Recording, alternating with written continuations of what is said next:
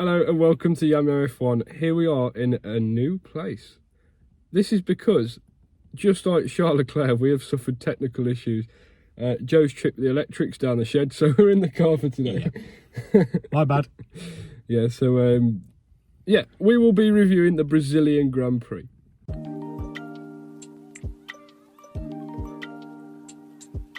So speaking of Leclerc, a technical issue for him again. Just like he said, why is he so unlucky? It's just bad luck. Just always seems to hit Charles Leclerc wherever he goes. It doesn't matter. I mean, on the formation lap, it's like what you said during the Grand Prix. You know, when that happened, it's just typical Ferrari. For that to happen to Charles Leclerc and Ferrari is just typical, isn't it? It's the most Ferrariest of Ferrari. That's what it said, Jay. It's just like how is that possible? Like, I wish he'd just catch like just a bit of good luck somewhere. Yeah, and the thing is, if you joined F1 this season, you'd think Charles Leclerc wasn't even that good. No, you'd think he's absolutely crap. You wouldn't think. You wouldn't think he was someone who just like won F3 first time, won F2 first time. He's like an absolute hero, like future world champion, would you? No, you just think he's just a normal. You know, it's a Valtteri Bottas. Yeah. And the thing is, he's only got as many wins as he's not even got that, has he? As Valtteri Bottas. You know, he's got about half. Valtteri's smashing him on that. You think, oh, that Valtteri Bottas kid, he must have been all right. Absolutely smashing him. So yeah, it was an awful start to the weekend for Charles Leclerc. Yeah. You know, I mean, they didn't do as well in the sprint. They did all right, and then they said, right, we seem to have got it covered. We've made a couple of adjustments. We reckon the tyre life will last a bit longer in the race. And then that happened. Never even made it to the race. Never even made it to the grid. We started the weekend talking about Brazilian Grand Prix being such a eventful and fantastic event. Oh, yeah.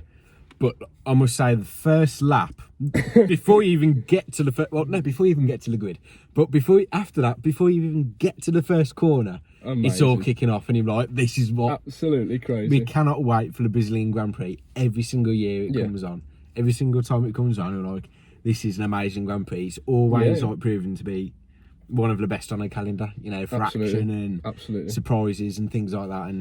And the thing is, it's one of those corners that it's narrowing, isn't it? Yeah. You know, it's narrowing all the time. You can take that corner wide, but you absolutely sacrifice turn two, don't you? Yeah, exactly. If you take that corner wide. So it's such a scramble to get to that. You've got like three cars aiming for the apex. Yeah, you have. All trying to share that same bit of tarmac, can't you? And it was unfortunate for Mr. Albon to be caught in a Haas sandwich.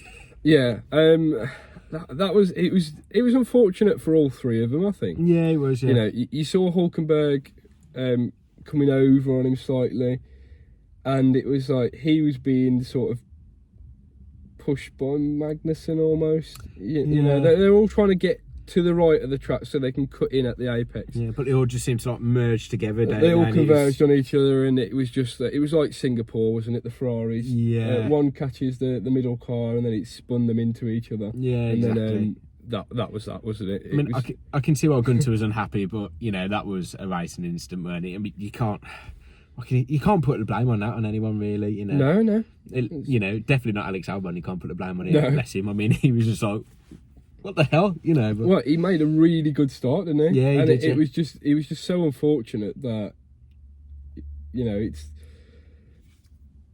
messed him up basically. Yeah. It's a strange one. You look at that restart at Australia when you had that last lap restart, and they didn't call the red flag straight away. And I wonder if they paid a little bit of thought to, shall we let them get to the first sector line first? Yeah. Just so we don't have to replay that grid again. Yeah. Because, I mean, obviously they had to red flag it eventually and they had to put the grid back up. But what a start for Norris and Hamilton. Oh, amazing. Literally just... Both Aston Martins just got swamped, didn't they? Yeah. They really bogged down, just didn't they? Did not move. It was just like... Oh.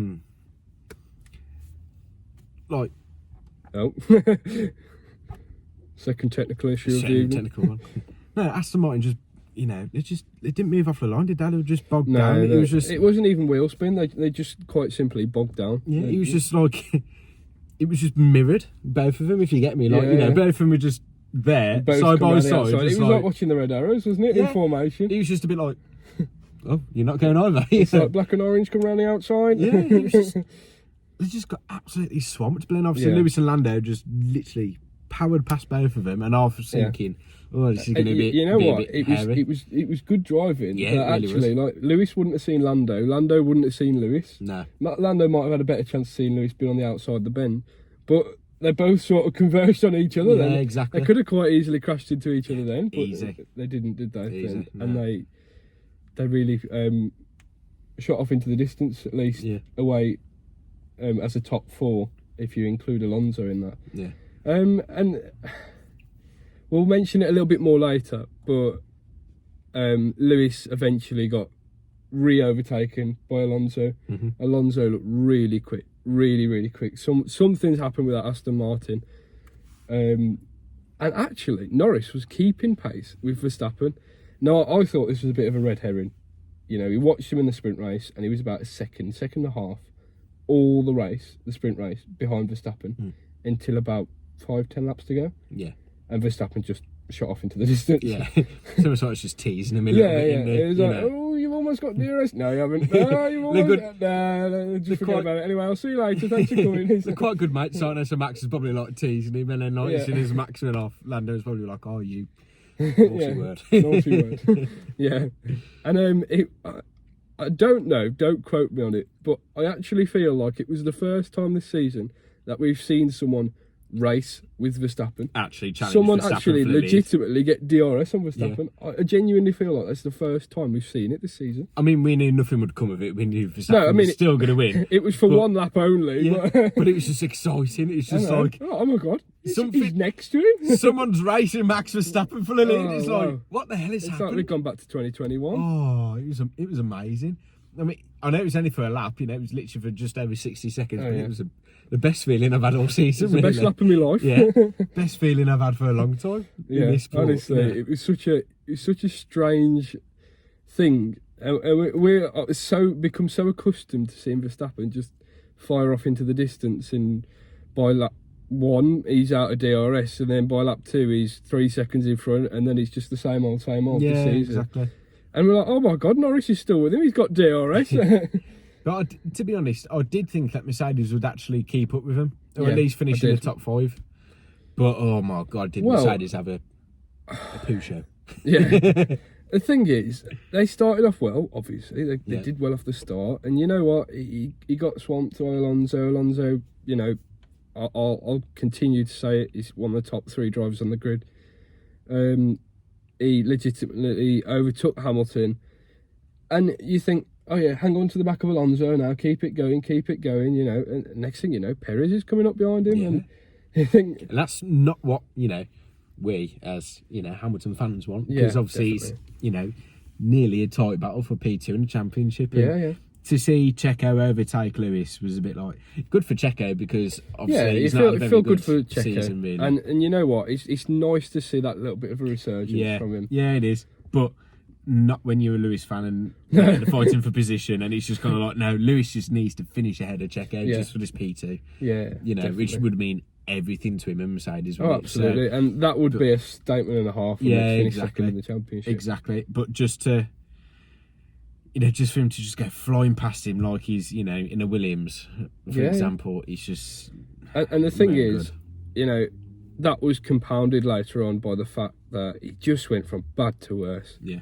You know, he got overtaken by Gasly. Russell had to retire. He got overtaken by Yuki, was it?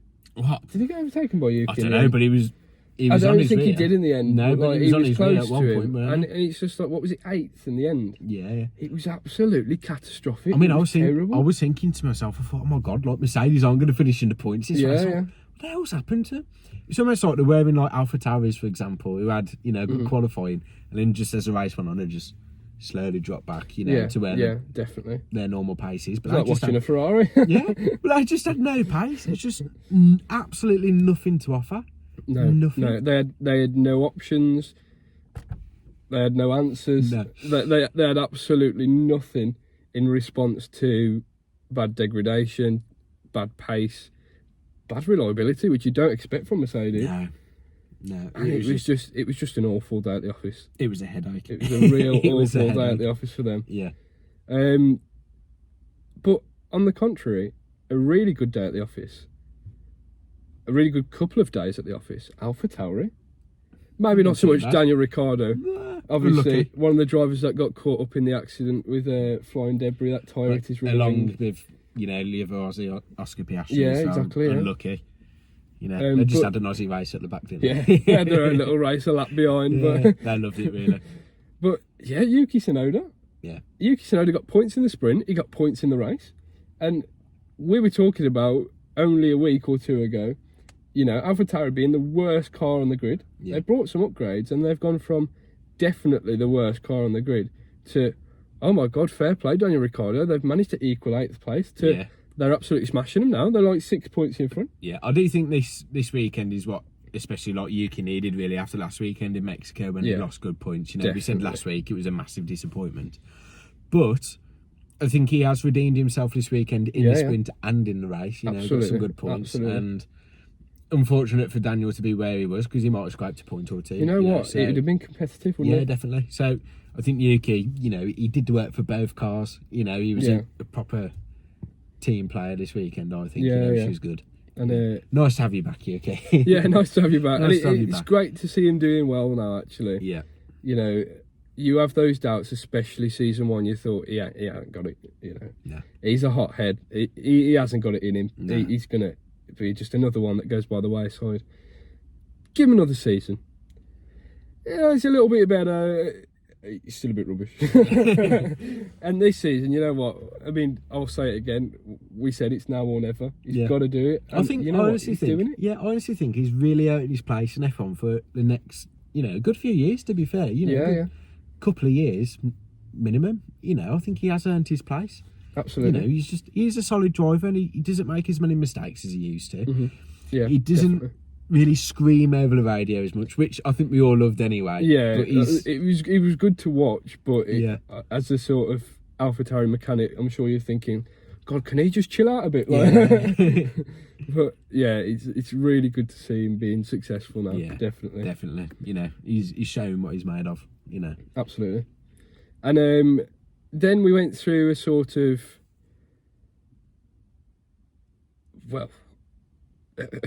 nothing. We went through about 50 laps of nothingness. I think I fell I asleep. don't want to be critical because I love the Brazilian Grand Prix. Yeah, I absolutely adore it. I think it's a massive fan favourite, isn't it, Brazil? Massive fan favourite. Nothing happened. It was just the only sort of racing they only overtaken essentially was Perez. Yeah. And you know what? I think we need to talk about him. I think we need to say he is fighting for his life. After that Mexico Grand Prix, you are thinking anyone with a weak mindset, they're collapsing at that point. Yeah. They've got the pressure on them. Lewis is on their back. Yeah. They're thinking, oh crap, we're in big trouble here, and they bottle it. And he absolutely, sprint race and full race, was pulled an absolute blinder. Yeah, it was a really solid weekend from Checo this weekend. Same as Yuki, he needed a good race after Mexico. He needed to prove that he is he's not worthy of being at Red Bull for another season. He needs to prove that because like he's got 3 races to do it. This one included. Daniel's hot on his heels, flat seat. Yeah, and as Fernando has said, he's not getting flat seat. Well, he has. Who knows? He has, but he's been known to sort of play down a bit of rumours and then appear somewhere else. Yeah, exactly. But I think that was a race that Checo needed, and absolutely. I must say, talking of Alonso as well, that was an amazing battle at the end. Oh wow! That was probably literally first 2 laps, last lap. That was literally the only exciting parts of the race. And you know what? He must have kept Perez behind. I swear it must have been about 10 laps. Maybe not quite 10. It felt like 10. Yeah.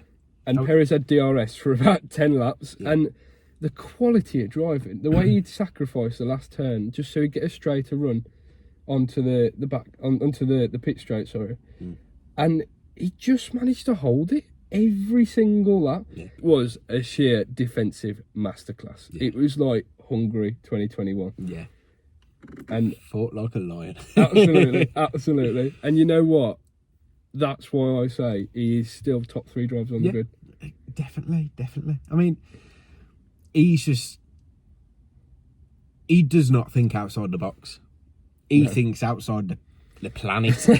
You know, he's, you know, so like Checo's behind him. Checo's probably thinking of a good few things, and then Fernando's just like, he knows every single trick. He knows every trick. He wrote the book. He wrote the book, yeah. He wrote the book on tricks.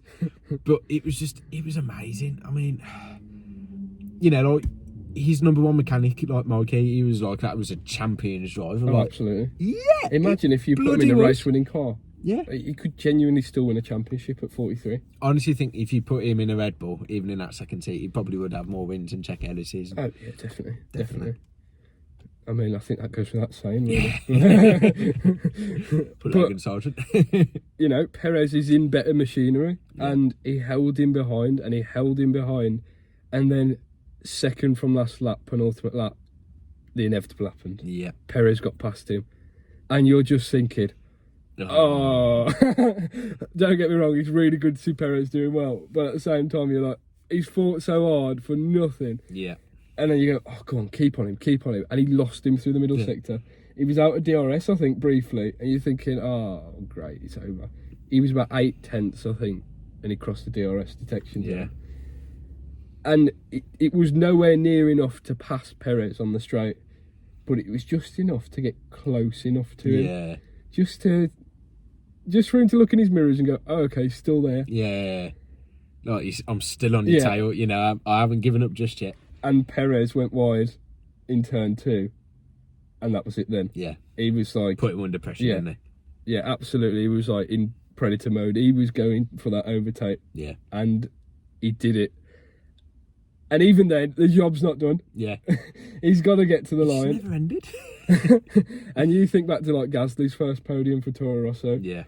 And he's just that race to the line. Perez is in a faster car with DRS. Oh my God. It wasn't even a car length. No. Perez was next to Alonso. Fernando just looked like he was on a Sunday drive.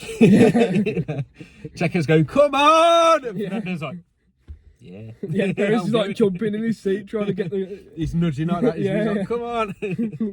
Papping the horn if there was one. No, it was just absolute solid joy from the pair of them. But for Aston Martin needed that podium. Yeah. This weekend, they really needed it. It's been a bit of a dry spell the last few races. And it does appear that Aston Martin are back. For how long, we don't know. What upgrades they've done. I'll give it till Vegas. Yeah. For how long, yeah, we don't know. But we'll see if they can keep it up. Definitely. So, that pretty much sums it up, doesn't it? Yeah, Verstappen won. Yeah, we have it. Verstappen won. So, like we need to tell you. I think Norris now has more second places than Verstappen has first places. Oh my God, honestly, he just keeps getting second. He can't buy a win. But absolute phenomenal drive from Lando. And you know what? To be the first driver to get DRS on Verstappen, that's got to be a record in itself. I'd take that as a win if I was him. Verstappen broke the record, broke Ascari's 72-year-old record, something like that. Yeah. Of having the highest win percentage in a season, of races won to races in the season. He could still, it's about 84 at the moment, but if he loses the next 2 races, it'll still be 77. Oh, okay. And it'll beat Ascari's 75%. I mean, in the modern day, that is just sickening. Sickening, yeah. That is just unbelievable. It's absolutely like unfathomable, isn't it? So I wish I could say that. Unfathomable. Unfathomable. So there we have it. Verstappen's won again. Norris has come second again. Alonso is back on the podium. He's back, yeah. Mercedes have turned into Alpine. Alpine have turned into Mercedes. Yeah. AlphaTauri now score points. And we don't know what planet we're on. We've been Yami F1. Thank you very much for watching. And we'll see you next time. Try a bit.